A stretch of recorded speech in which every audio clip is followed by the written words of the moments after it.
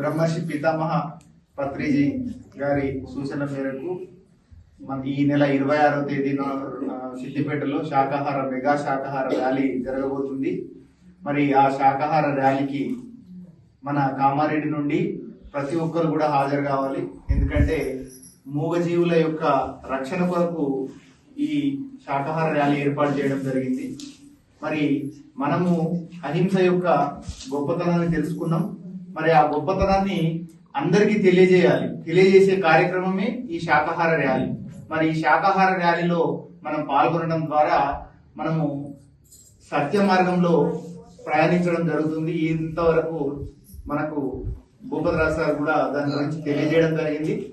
మరి మనం అందరం కూడా శాకాహార ర్యాలీలో పాల్గొందామా? సిద్దిపేట ఈ నెల 26